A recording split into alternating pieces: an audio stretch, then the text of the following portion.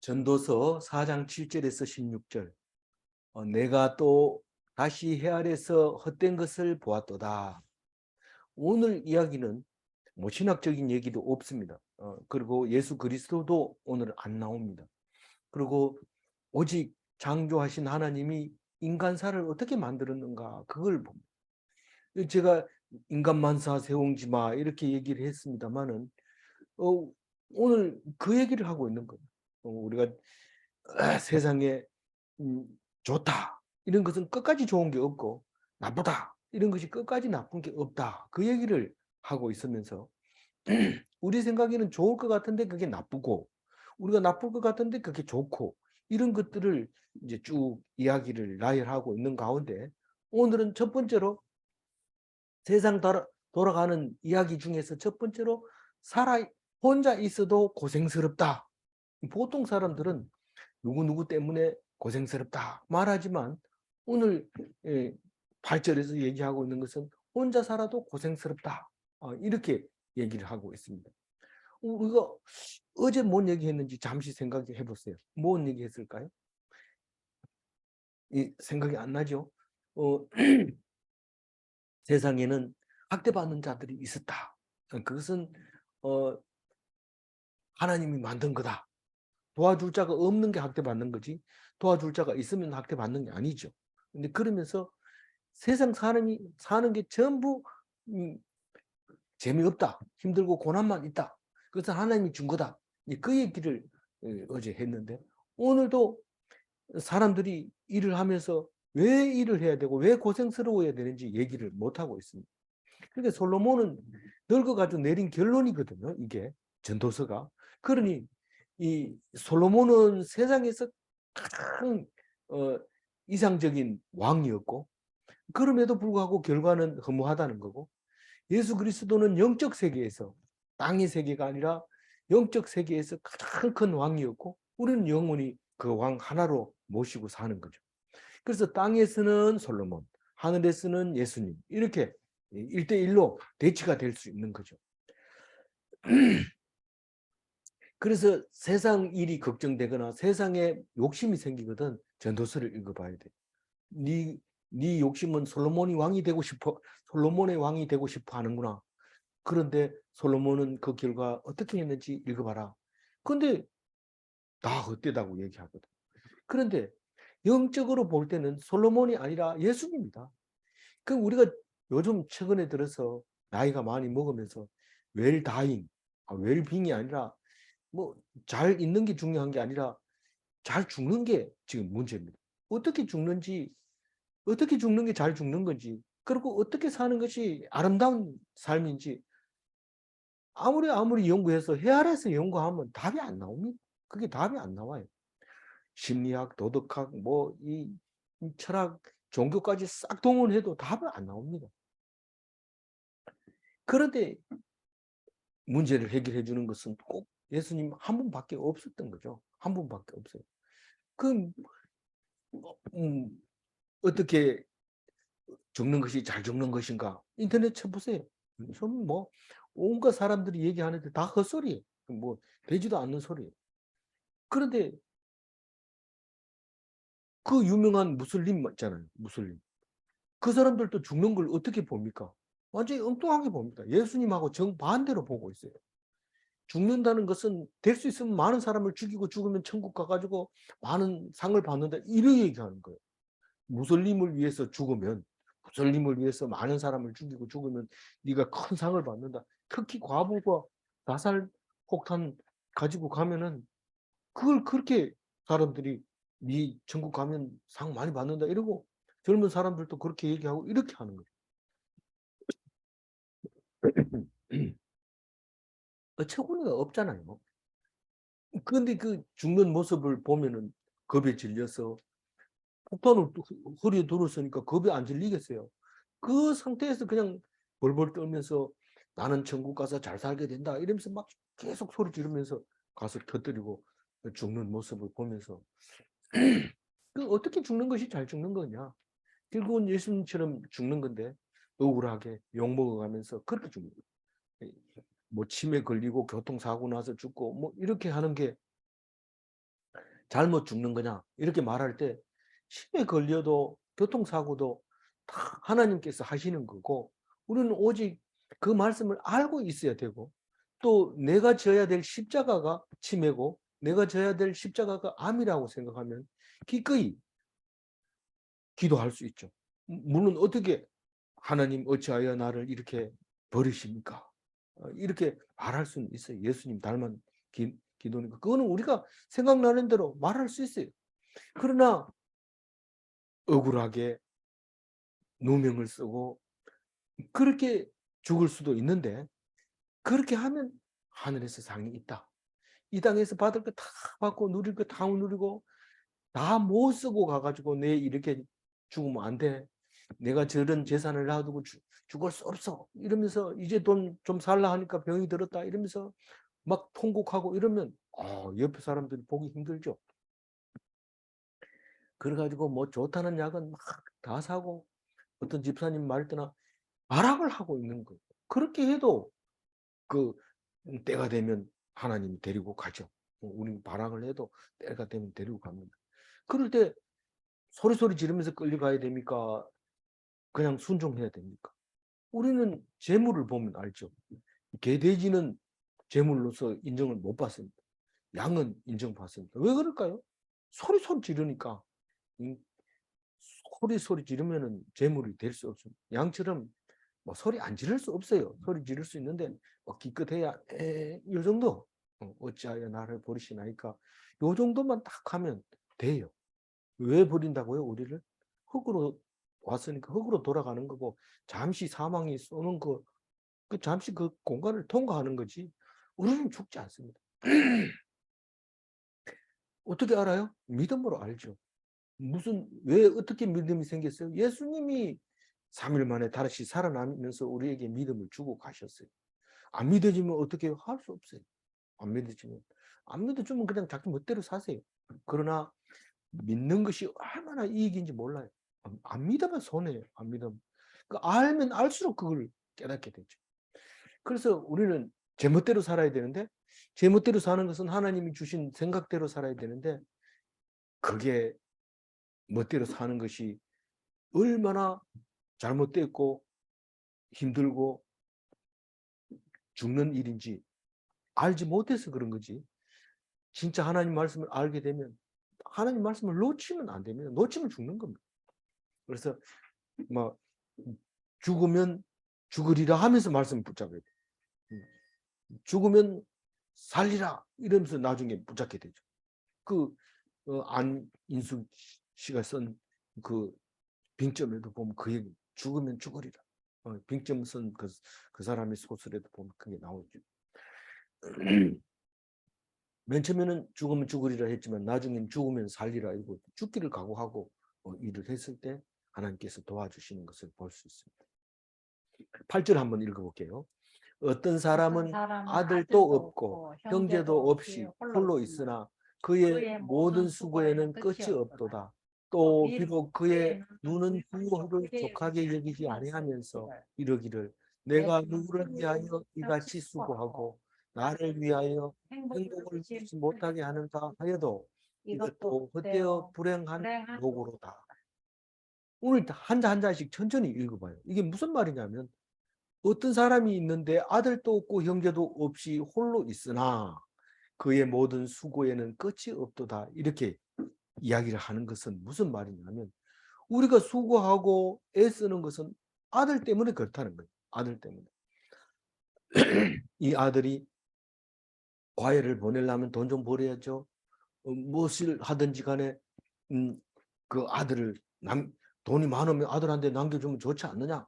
뭐 우리 맛있는 거 사가지고 집에 가는데 자기 아들이 목구멍에 뭐 먹는 음식 넘어가는 소리가 그렇게 듣기가 좋대요.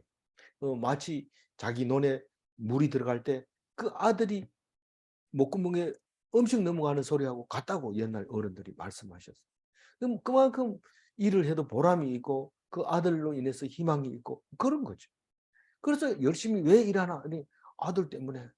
이거로 심지어는 노래하는 유명한 사람이 대구에 와서 노래하면서 딸 하나가 있는데 그 딸이 시집 갔는데 검정행. 그래도 그 사람은 그 딸을 위해서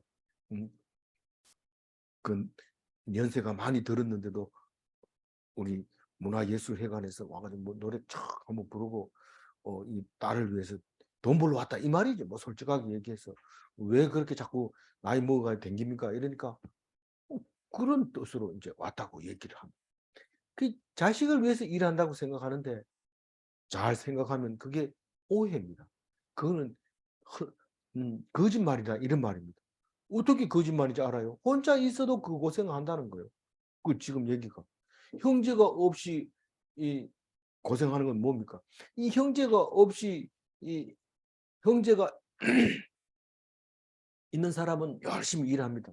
그래서 왜 일하나 이러면 우리 형제 중에 못 사는 사람이 있어서 내가 열심히 돈 벌어서 도와줘야 돼요. 이렇게 얘기하는데 그게 오해입니다. 그게 어려운 형제를 위하여 일하는 것은 자기 스스로도 오해고 남들 앞에서도 그건 잘못된 얘기입니다. 요 뒤에 나오지만은 사촌이 논사하면 배 아픈데 형제를 위해서 일한다고 하는 건 거짓말. 물론 너무 어려울 때는 그 좀 도와줘야 되니까 일을 해야 되는 그런 부분이 없지는 않습니다. 그렇지만 자세히 보면 거짓말이고 오해인 겁니다. 왜냐하면 제가 그 막내를 과외를 이렇게 보냈는데 그 과외 선생님이 얼마나 독하게 애들을 가르치는지 숙제를 안 해오면은 숙제 해온 사람들끼리 모여가지고 과일 먹으면서 숙제 안 해온 사람 숙제 다 할 때까지 과일도 안 주고 그렇게 해서 키움 잘 길러주죠. 그럼 우리 애들 그 과외를 받고 실력이 향상되고 참 좋았는데 선생님 왜 열심히 공부해야 됩니까? 열심히 공부하면 취직도 좋은데 하고 좋은 취직하면 돈도 많이 벌고 그러니까 돈을 왜 많이 벌어야 돼요? 그러면 가난한 사람도 도와줄 수 있지 않느냐 이렇게 말할 때 우리 잘 생각해 봐야 되죠. 그게 우리가 돈을 많이 번다고 하면 참 칭찬받을 일이지만 우리가 많은 사람들이 연구를 해본 결과 그거는 아니다. 돈을 많이 번다는 것은 어떤 일을 하든지 골고루 이익이 분배가 돼야 되는데 많이 번다는 얘기는 한 사람이 불공평하게 가져갔다는 거예요. 불공평하게 가져갔으니까 한쪽이 너무 어렵다는 거예요. 노조들이 일어날 때 그 얘기를 따지는데 지금은 노조가 뭐 상대방은 상관없이 무조건 올려달라고 그러고 막 그렇게 때를 쓰는 거죠. 그것 때문에 그 사용자는 그 얘기 들어줄 수 없다. 뭐 이렇게 하다가 문 닫아버리는 그런 일이 생기는데 그렇게 되면 두 회사나 근로자나 다 이제 어려움을 당하게 되는 그런 일이 생기는데 서로 이렇게 따지려고 하면 자기 속이 다 나와야 되기 때문에 안 따집니다. 무조건 올려주세요. 그리고 따져가지고 살릴 수도 있는데 무조건 못 해준다. 이렇게 함으로써 노조가 일어나는 회사는 어려움을 겪게 되고 그렇게 되는 일을 볼 수 있습니다. 그게 솔직하지 못하고 하나님 앞에 내놓지 못해서 그런 일이 생기는데 어쨌거나 돈을 많이 번다는 것은 남이 그만큼 돈 벌 기회를 뺏었다. 필요 이상으로 뺏었다. 그럼 우리가 성경 읽다 보면 그런 얘기 많이 하잖아요. 곡식도 모퉁이를 베지 말고 떨어진 거 줍지 말고 가난한 사람들은 가져갈 수 있도록 좀 해야 돼. 그래서 바지도 좀 내던져 놔야지. 바지 줍는 할머니가 고맙습니다. 감사합니다. 쓰레기 버리고 그런 소리 들어본 건 참 오랜만에 그런 소리 들어. 아파트 살 때는 그런 소리 못 들어보는데 주택에 살다 보면 박스 같은 게 나오면 이렇게 옆에 쌓아놓은 누가 주고 하면서 그렇게 인사를 하는 거예요. 그런 거는 뭡니까? 우리는 잘 몰라요. 어떻게 하는 게 공평하게 하는지 우리는 잘 몰라요. 그러나 하나님이 성경 속에서 그런 얘기를 하잖아요. 너무 알뜰하게 하지 마라. 아니 이거 씻어내면은 물만 오염이 되지 다 끓여 먹어야 돼요. 그런데 먹고 나면 비만이 돼가지고 문제가 생깁니다. 버리고 싶으면 버리고 그만 먹어야 된다면 그래야지 이상하게 또 그게 되돌아오는데 그게 전도서에 나오잖아요. 11장 1절에 나오죠. 식물을 물에 던져라. 며칠 후 도로 찾으리라. 이런 얘기가 나오잖아요.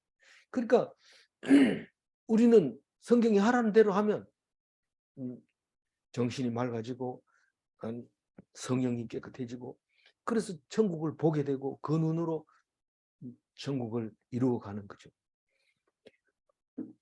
그런데 형제 도와줄 형제도 없고 아들도 없이 혼자 사는데도 애를 쓰고 수고합니다. 그거를 솔로몬이 보고 이거는 헛된 일이다. 쓸데없는 애씀이다. 수고다. 그 얘기를 합니다. 그러면서 뭐라고 얘기하냐면 그 홀로 사는 그 사람 보고 그 사람 이야기합니다. 그의 눈은 부요를 족하게 여기지 아니하면서 눈에 차는 게 없어요. 눈에. 세상에 이걸 얻으면 또 하나 더 얻고 싶고 저거 얻으면 또 하나 더 얻고 싶고 계속 니는 뭐 줄 사람도 없는데 왜 그렇게 끌어모으냐. 그래도 있으면 좋잖아. 뭐 다다 익선 모르나. 많을수록 좋지. 그 많이 가지면 부족한 사람이 생기기 때문에 생긴데도 그건 내가 알 바 아니고 내가 그냥 끌어모은다. 내가 능력이 있고 힘이 있고 남아서 끌어모으는데 뭐가 문제냐. 문제 없습니다. 그게 자본주의 국가의 이론이죠. 그러나 하나님 앞에서 볼 때는 필요 이상을 걷지 말라고 얘기하는, 벌지 말라는. 그러면서 뭐라고 얘기하냐면은 내가 누구를 위하여 이같이 수고하고 내가 끌어모으면서 자기 스스로 물어봅니다. 내가 필요 이상으로 이렇게 하는 건 누구를 좋은 일 하려고 이렇게 하느냐. 사실 아들도 없고 형제도 없으면 죽으면 완전히 딴 사람이 가지고 갑니다. 국가에서 해수하고 지금법에 의하면. 그러면서도 열심히 이거 하고 혼자 살다 죽은 사람 중에서 재산 많은 사람 많습니다. 그 그런 다큐멘터리도 있고요. 그 사람 놔두고 죽은 것이 뭐 나중에 보면 엄청 나가지고 국가에서 가져가는 그런 경우도 있습니다. 그리고 나를 위하여 행복을 누리지 못하게 하는가? 자기를 스스로 돈을 쓰려고 하면 불안합니다. 자기 스스로를 행복하게 못하는 건 이유는 불안합니다. 왜냐하면 돈이 이거 많이 있는데 그래도 뭐 그거 가지고 걱정이 되는 거예요. 갑자기 뭐 돈 쓸 일이 생기면 어떡할까? 그리고 자꾸 쌓았는데 나중에는 뭐 개를 키우다가 상속을 개한테 물려주면 안 되겠어요. 이렇게 가지고 상속을 신청하는 그런 일도 생기는 거죠. 웃기는 거죠. 어쨌거나 그 잘 사는 나라가 가난한 노숙자들이 엄청 많다는 사실을 알아야 되는 건데 그걸 그냥 돈 쓴 사람은 쓸 줄 몰라가지고 상식에 어긋나는 그런 돈 지출을 하는가 하면 그렇게 잘 사는 나라에서도 굶는 그런 사람도 있다는 것을 생각하면서 우리는 잘 몰라요. 어떻게 살아야 될지 잘 몰라요. 그렇지만 하나님이 하라고 하는 것은 순종하면 내가 돈이 많았다고 해도 내 부담이 아니고 내가 하나도 없다고 해도 하나님 앞에서 부끄러울 게 없는 거죠. 그래서 그 혼자 살면서 열심히 일하는 것은 불행한 노고다. 그 얘기를 하고 있습니다.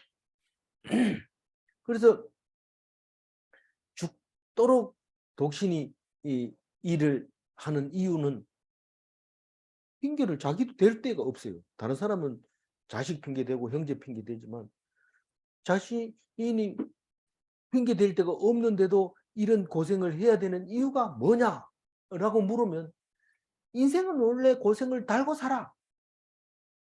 원래 걱정이 팔자야.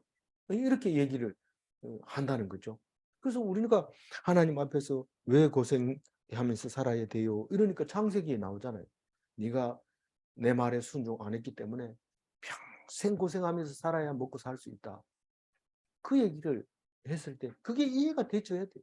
그게 이해가 되죠. 우리는 창세기에서 이해가 안 되지만 뒤에 그 읽으면서 창세기가 이해되줘야 돼요. 9절 한번 같이 읽어볼까요?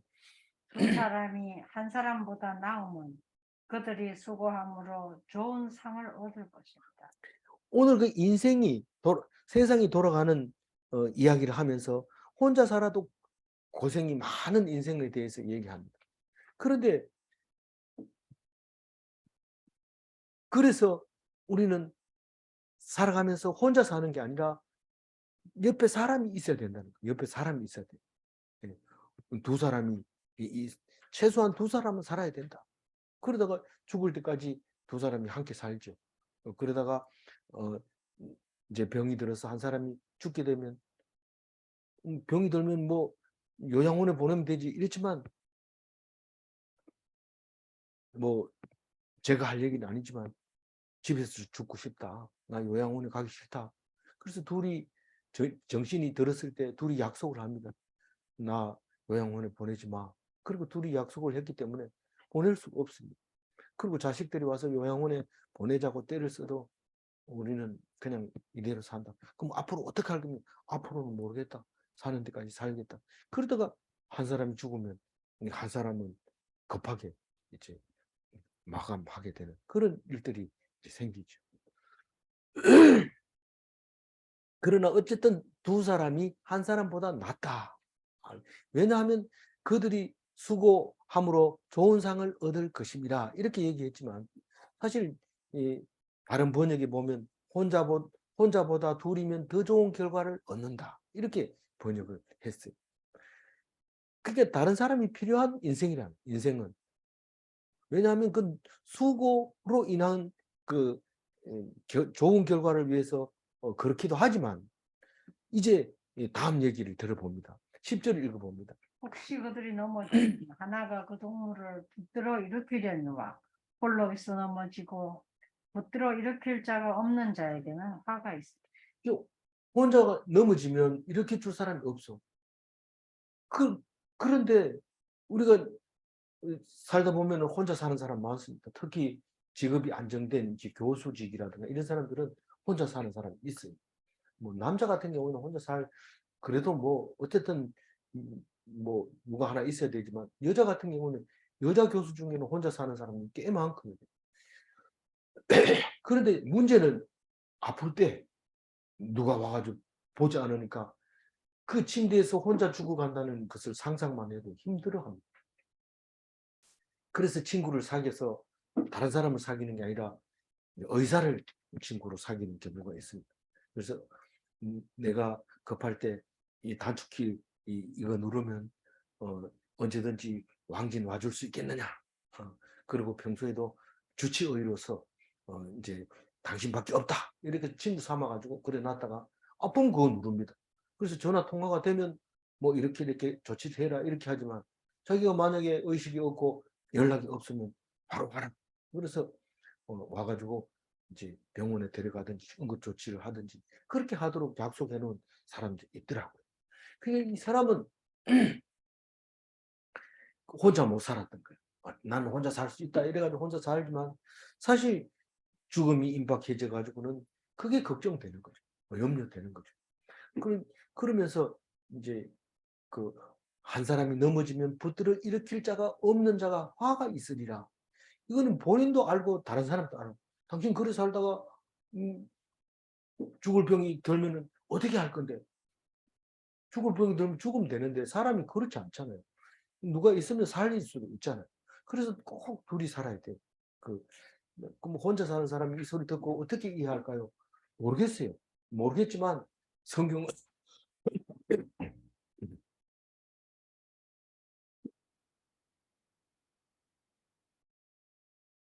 성경은 그렇게 얘기하거든요. 둘이 있으라. 둘이 꼭 필요하다. 그러면서 11절 읽고 또 두 사람이 함께 누우면 따뜻하거니와 한 사람이면 어찌 따뜻하게.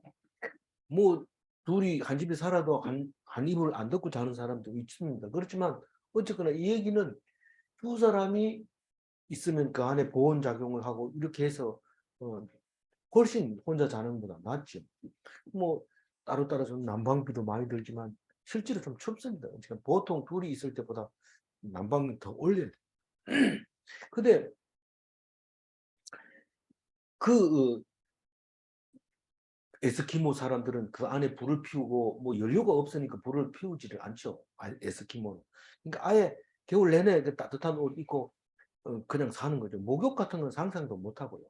그래서 살다가 누가 손님이 오면 자기 마누라를 같이 자도록 이렇게 합니다. 특별 서비스죠.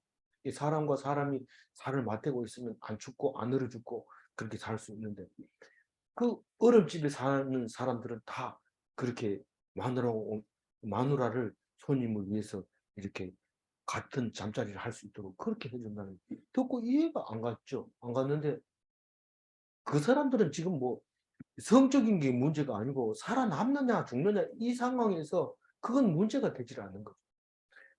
그런 건데 우리가 늙으면 이불을 덮어도 따뜻하지 않아 가지고 젊은 색시를 넣어주는 이야기가 성경에도 나오잖아요. 그래서 그 여러 사람이 살면은 온도를 보호, 보온을 해주는 건 짐승들도 그렇게 살죠. 추운 지방에 동물들은 집단적으로 사는데 특히 이제 펭귄 같은 거는 바람이 불고 막 얼음, 눈바람이 막 불어치면 그 펭귄들이 모여가지고 새끼들을 가운데 놓고 돌아가면서 바람이 불면 또 딴 사람이 나와서 있고 뭐 펭귄은 기름이 많아서 얼지는 않지만 그래도 바깥에 찬 바람이 불면 딴 펭귄이 밖으로 나오고 또 안에 들어가기도 하고 이렇게 해서 그 체온을 유지하는 것을 볼 수 있어요. 그 오늘 이 9절, 10절 얘기하고 있는 것은 11절, 12절까지입니다만 혼자 사는 것을 두려워할 필요는 없어요. 왜냐하면 예수님이 계시기 때문에 넘어지는 것도 두려워할 필요 없고 더 좋은 결과를 얻기 위해서 일부러 사람을 만나가지고 사는 것도 그렇고 사람을 의지하면 안 돼요. 있으면 좋죠. 있으면 좋지만 사람을 의지하지 말라고 하는 예수님께서 오셔가지고 혼자 살다가 혼자 가면서 그런 얘기를 하는 거예요. 나처럼 살아라. 그 얘기하는 거예요. 만약에 누가 예수님이 이 여자가 있었다면 우리는 그 여자가 어떤 여자인지 또 연구를 해서 모든 여자는 이렇게 살아라 이렇게 말했을 거예요. 근데 여자가 안 나옵니다. 예수님 생애에는. 그러면 여자들도 하나님 앞에서는 예수님입니다. 그럼 오늘 우리 댓글로 여자는 어떻게 생각합니까? 이렇게 물어보는 그 어, 블로그에 물어보는 사람이 있더라고요. 그 여자는 여자고 남자는 남자지만 하나님 앞에서는 하나님의 딸이 없습니다. 전부 하나님의 아들입니다. 하나님은 딸이라도 믿기만 하면 마음속에 아들입니다. 그래서 그거 아는 사람은 어떤 사람은 마음속에 아들이야 이래가지고 아들이야 예식장 이런 거 나오잖아요. 그 사람은 틀림없이 기독교인이다 이렇게 생각이 되죠. 하나님은 딸도 하나님 앞에서는 마음속에 아들입니다. 우리는 영적인 세계가 마음이지 무슨 뭐 여자 남자 구별하거나 이렇게 하지 않는 거죠. 12절 한번 읽어. 한 사람이면 패하거니와 두 사람이면 맞설 수 있나니 세 겹줄은 쉽게 끊어지지 아니하느니라. 그 한 사람이 싸움을 걸어오면 힘 약한 사람은 넘어지죠. 근데 힘 약한 사람 두 사람은 힘 센 사람 한 사람을 이길 수 있어요. 그러니까 그걸 말하는 거예요. 그러면 세 사람이면 더 좋죠. 그럼 네 사람은 더 좋죠. 그럼 많으면 어때요? 많으면 좋죠. 그러나 좋은 게 아니에요. 사람을 의지하면요. 참 좋을 것 같아요. 뭐 주소로 쫙 보면 이게 전부 내 연락처야 이러면서 딱 갖다 놓는데 한 300명, 400명 이렇게 딱 갖다 놓고 연락되는 사람이 있나요? 다 연락하나? 이런 다 연락하지. 그렇게 전화하면 모른다 그러는 사람입니다. 그러니까 뭐 친구들한테 돈 다 10만 원씩 준다 해서 전화 드렸는데 이러면 안다 그래. 그렇지만 여기 지금 아파가지고 쓰러져 있는데 긴급 연락망에 거기 적혀 있어서 전화 드렸는데 나 그 사람 모르는데 이렇게 하는 거죠. 이게 얼핏 보면 세겹줄은 끊어지지 않지만은 그게 그 긴급 상황, 내가 천국 가는 거, 사망하는 거, 그거하고는 아무리 많은 사람 숫자가 많아도 소용없습니다. 둘이 있어도 마찬가지입니다. 한 사람 가는데 한 사람이 무슨 도움이 되겠어요? 도움이 안 됩니다. 그리고 사람 많으면 좋다고 생각하고 어, 여러 사람을 사귀지만 결국은 그 한 사람들한테 은혜를 입으면 보상을 해야 됩니다. 그게 적은 게 아니거든요. 그래서 사람 많은 데 가면 돈이 많이 듭니다. 그리고 사람이 적게 가는 데는 뭐 돈을 안 써도 돼요. 그런 경우가 많이 있습니다. 그래서 어떤 사람은 오히려 그것 때문에 많은 곳에 가기도 하지만 또 어떤 사람은 또 그것 때문에 작은 곳에 가지 않는 경우도 있습니다. 오늘 이것은 혼자 사는 것이 아니라 같이 사는 거다라는 의미에서 9절과 12절을 말하고 있습니다. 그럼 우리는 기독교인은 그거 걱정할 필요 없는 게 이유가 뭡니까? 우리는 성도는 혼자 성도라는 말을 안 씁니다. 그래서 하나님 믿는 사람은 날마다 보고 매주 보기 때문에 없으면 찾습니다. 그래서 외롭거나 뭐 이렇게 약하거나 그렇지 않습니다. 엄청 셉니다. 하나님 빽이 있는 데다. 그 얘기를 하면서요. 하나님을 의지하라는 뜻이지 뭐 딴 거 있겠어요? 13절 읽어. 가난하여도 지혜로운 젊은이가 늙고 둔하여 경고를 더 받을 줄 모르는 왕보다 나은. 오늘 이 13절부터 16절까지 이야기는요. 우리가 잘 아는 금수저, 흙수저 이야기 같아요. 그런데 이 흙수저가 금수저보다 나은 경우를 이야기하고 있어요. 13절하고 16절까지 쭉 읽어보면 어떤 스토리를 말하고 있는데 그 스토리를 다 잘라가지고 그 전도서의 말씀으로 말하고 있습니다. 우리는 옛날에 무슨 물건을 만들어 놓으면 특허를 냅니다. 특허를 내는데 우리가 보면 그게 특허 있대 이러면은 특허 한 개만 있는 것처럼 생각되지만 그 보통 그 물건 하나에 특허가 3개, 4개 나옵니다. 그와 마찬가지로 어떤 사건을 이야기하고 있는데 전도서에서 얘기하게 되면 4절로 나눠야 돼. 그 이야기. 이 전체적으로는 한 스토리인데 그 한 얘기를 하는데 제일 첫 제목을 이렇게 얘기하죠.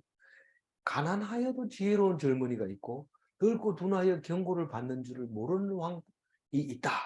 그런데 누가 더 낫냐면 가난하고 지혜 있는 젊은이가 더 낫다. 그럼 이거 3가지가 겹쳐져 있어요.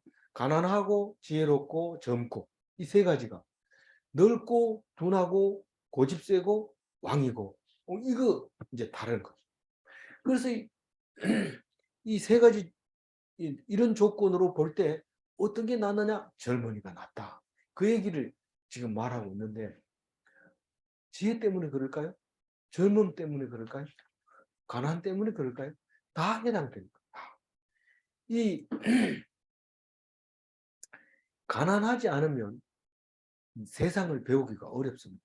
처음부터 금수저는 자기 당대는 잘 나갑니다. 잘 나가지만 사실 따져놓고 보면은 그 금수저도 보통 마음으로 어려운 게 없습니다. 뭘 보면 알아요? 금수저는 대부분 대마초를 피웁니다.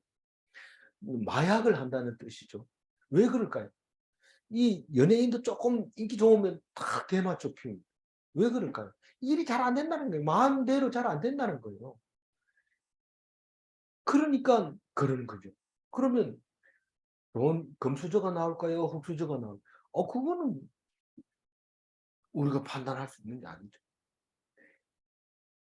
둘 다 어려운 거 다 똑같아요. 다 똑같아요. 하나님 앞에서는 더더구나 똑같아요. 그런데 다른 게 뭐가 달라요? 하나님 앞에서 고집 부르고 자기 생각밖에 모르면 그거는 하나님 앞에서 순종하고 깨닫고 지혜로운 거하고 비교했을 때 당연히 지혜로운 게 낫죠. 그건 하나님 입장에서 볼 때 그렇다는 거죠. 그게 지금 이 얘기하고 있는 것은 하나님에 대해서 이야기하고 있지는 않지만 세상적으로 봐도 가난한 게 유리하다. 그 얘기를 합니다. 유리하다는 건 돈이 많고 그게 유리하지. 어떻게 가난한 게 유리합니까? 잘 들어봐라. 이야기를 들어봐라. 그게 14절에 읽고. 그는 자기의 나라에서 가난하게 태어났을지라도 감옥에서 나와 왕이 되었습니다. 뭐 가난하게 살면 다 감옥에 사나 이런데 이건 스토리를 얘기하고 있는 거예요. 어떤 스토리. 근데 어떤 스토리냐면 보통 이런 스토리가 많습니다. 보통 훌륭하게 된 사람은 가난해서 어쩔 수 없이 감옥에 가는 그런 이야기들이 있는데 장발장이라든가 또 뭐 이런 얘기들은 다 그겁니다. 가난해서 사과 하나 훔쳐 먹었는데 평생 감옥에 사는데 나와가지고는 왕을 대신할 정도로 나라를 통치하는 이런 사건들이 생기잖아요. 그러면 그 스토리를 지금 얘기하면서 전도서에서 얘기하는 거예요. 그는 누구냐면 가난한 지혜로운 젊은이죠. 그 젊은이는 가난하게 태어나서 조금만 잘못하면 감옥에 가요. 돈 있는 사람은 잘못 안 합니까? 잘못하지만 보석금을 주고 안 들어가고, 심지어는 옛날 우리나라에서 퇴장을 맞아야 되는 벌을 받아야 될 때 자기가 안 맞고 종을 보내가지고 대신 맞게 해준 그런 것도 있었거든요. 그래서 부자는 감옥에 갈 일이 거의 없습니다. 그런데 가난하게 태어났으니까 조금만 잘못해도 감옥에 가죠. 빚을 갚지 못해서 감옥에 가죠. 그런데 그게 나와서 왕이 됐다고 얘기합니다. 15절 읽어보죠. 내가 본 적 해 아래 다니는 인생들이 왕의 다음 자리에 있다가 왕을 대신하여 일어난 젊은이와 함께 있고, 이 왕 다음 자리에 앉아 있다는 것은 왕과 같이 있으면서 왕이 어떻게 하면 왕이 된다. 왕은 어떤 식으로 하는 게 왕이다 하는 것을 다 아는 젊은 사람이 있어요. 그게 감옥에 갔다 오니까 순종 잘하죠. 우리가 그 어린애가 막 울고 이러면은 순종 잘하는 줄 알고 집에다 길렀는데 어른이 돼가지고는 자기 복수심을 싹 감추고 자라가지고 복수를 하게 되는 일이 생기죠. 그런 이야기나 마찬가지입니다. 어쨌거나 그 내가 해아래서 일어나는 일들을 보니까 천국은 모르지만 이 땅 위에서 이런 일이 비일비재하게 일어난다는 거죠. 왕 다음 자리에 있다가 왕을 죽이고 왕 되는 이런 경우는 가끔가다 아들이 그 아버지를 죽이고 왕이 되는 경우가 있습니다. 아버지가 일찍 죽으면 자기가 왕이 될 가능성이 30% 있는데 이걸 기회를 잡아가지고 왕을 죽여버리면 자기가 바로 왕이 될 수 있습니다. 왜냐하면 순서적으로 봤을 때 왕이 세자 책봉을 셋째 아들에게 했을 때는 이 가능성이 30%도 되기가 어렵지만 자기가 죽여버리고 아직 그 세자는 어리고 이럴 때는 자기가 왕을 할 수 있는 거죠. 어쨌거나 그런 경우도 있지만 그보다 더 중요한 것은 왕족이 아님에도 불구하고 왕이 자손도 없고 비실비실하고 이러면은 자기가 사람들을 심어가지고 조직을 한 다음에 왕을 죽이고 자리에 앉을 수 있습니다. 그 사람이 감옥에 갔다 왔을지라도 왕 옆에 있는 사람은 그게 충분합니다. 지금도 여전히 대통령 옆에서 경호실장 하던 분이 대통령을 쏴 죽이는 그런 경우도 있잖아요. 그러니까 우리는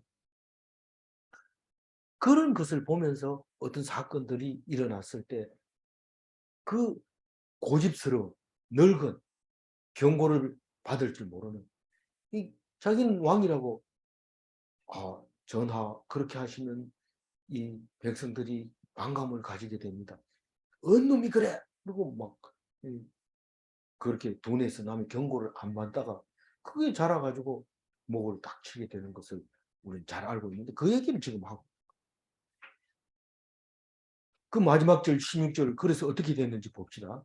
그의 치리를 받는 모든 백성이 무수히 많을지라도 무수하였을지라도 후에 오는 자들은 그를 기뻐하지 아니하니 이것도 헛되어 바람을 잡는 것이. 네.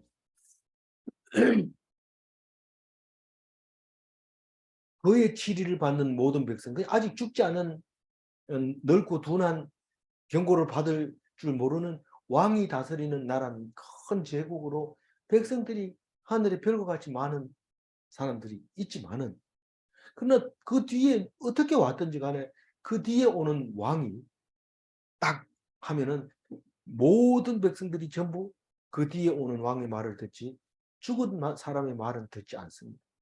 그래서 죽은 사람을 기뻐하지 않는다. 죽은 사람이 다 적어놓고 가도 그걸 다 불태워버리고 듣지 않는 것. 새 왕 이야기만 듣는 것. 그게 그를 기뻐하지 아니하리니 이 말입니다. 그러니 내가 왕을 한다고 해가지고 이게 영원하게 왕이 됩니까? 우리는 보통 그렇게 생각합니다. 어떤 심지어 대통령 한 사람이 자기가 끝나면은 대통령 그만두면은 대통령 하고 있는 동안에는 전용기가 있습니다. 대통령 전용기. 그래가지고 에어포스라 해가지고 그걸 타고 전 세계를 돌아다닙니다. 혼자서 뭐 수행원 몇 명만 데리고 그렇게 돌아다니는데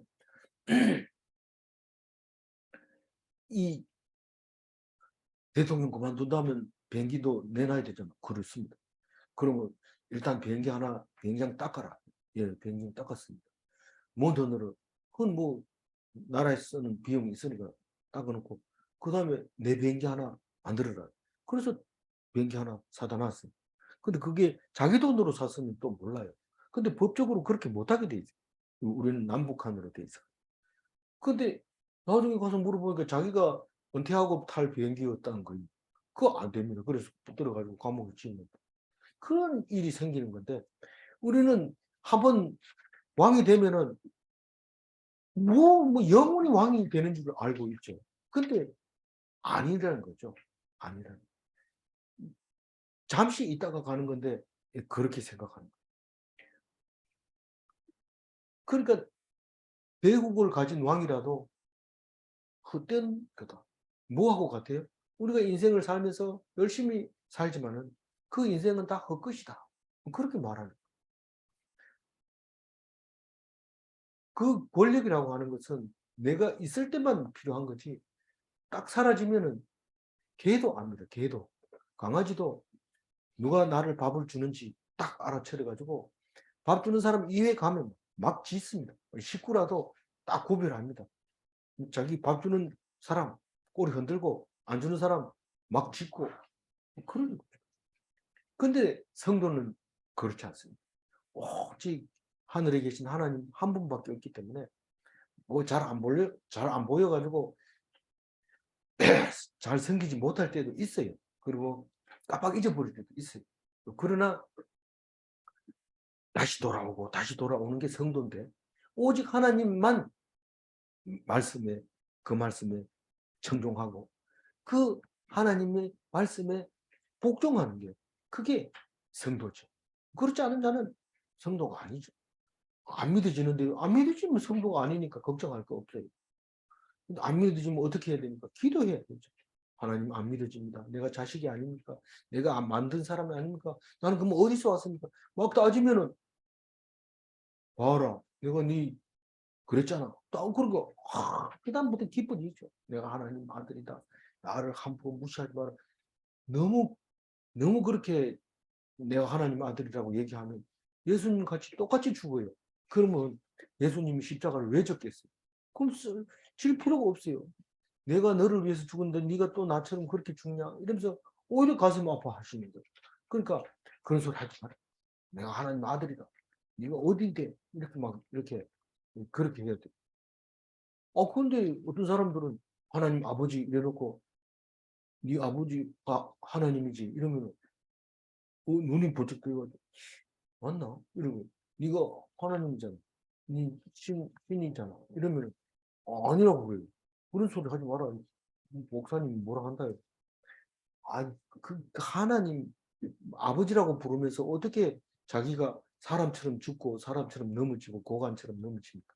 그렇게 하지 말라고 얘기를 하는데도 모르고 자기가 믿지도 않으면서 믿는다고 생각하고 있는 거죠. 오해죠. 다시 돌아가서 잠시면 끝나는 권력에 복종해야 하는가? 이것은 예수님이 분명하고 확실하게 얘기하고 있습니다. 내 날이 온 한개 가져와 봐라. 거기에 누구 얼굴이 그려져 있느냐? 그렸으면 이 가이사 것은 가이사에게 드리고 하나님 것은 하나님께 드리고 니들이 누구한테 뭘 물어보느냐? 막 이렇게 얘기하는 거예요. 그래서 그 1번 질문에는 여러분 스스로 대답할 수 있어야 돼요.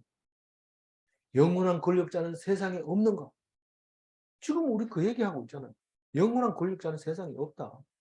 그 사람은 반역이 안 일어나면 나이가 그 시간을 채워준다. 그러면서 우리는 영원한 것이 세상에 없습니다. 그래서 영원한 것은 오직 하나님밖에 없습니다. 그래도 임시적이라도 좀 있었으면 좋겠다. 전도서를 읽고 그런 생각하지 마시기 바랍니다. 어떤 사람은 아들한테 얻어맞아가지고 와가지고 막 엉엉 우니까 그 옆에 사람이 부러워하고 있는 눈치를 이렇게 바라보고 있어요. 그래서 내가 그렇게 자식한테 맞아서 우는 게 복 좋나? 이러니까 아니 뭐예요? 두드러 패는 아들이라도 있었으면 좋겠다. 세상의 일이 이렇게 돌아간다는 걸 알아야 돼. 오늘 세상 일은 이게 웃기는 일들이 생기는데 솔로몬이 다 얘기해 줍니다. 우리가 일일이 얘기 안 해줘도 됩니다. 사실은 지금 방금 했는 얘기 같은 게 어떻게 그렇게 쉽게 일어나겠어요. 그러나 일어나는 사실이 사실이기 때문에 우리는 인생 만사가 세옹지 말하는 것을 솔로몬은 살아보고 얘기하는 겁니다. 우리는 아직 덜 살았을 수도 있어요. 솔로몬은 40년 왕이 돼가지고 통치를 해보고 나서 한 말이 우리는 기껏해야 교수 몇 년 했어요. 이제 30년째 하는데 그거 가지고 왕 40년 했는 거하고는 비교가 안 됩니다. 제가 한 말보다 솔로몬이 한 얘기가 더 인생 살아온 거에 대해서 확실하고 분명합니다. 결론은 헛되고 헛된 것입니다. 우리는 세상 것을 의지하지 말고 오직 하나님만 의지해서 훌륭한 그리스도인이 다 되시기 바랍니다. 기도하겠습니다. 하나님 감사합니다. 우리는 잠시 있다가 사라지는 권력에 복종하고 잠시 있다가 사라지는 영화를 위해서 목숨을 걸고 잠시밖에 자랑할 수 없는 그 일을 위해서 흥분하고 이리 뛰고 저리 뛰고 한 것을 부끄럽게 여기며 하나님 앞에 하나님을 의지하지 않는 것을 용서하여 주옵소서. 주님께만 오직 의지하며 기뻐하며 감사하며 기도할 수 있는 그리스도인이 되게 하여 주옵소서. 오늘도 주님만 의지하는 귀한 하루 되게 하여 주실 줄 믿사옵고 감사하며 우리 주 예수 그리스도 이름으로 기도 올리옵나이다. 아멘.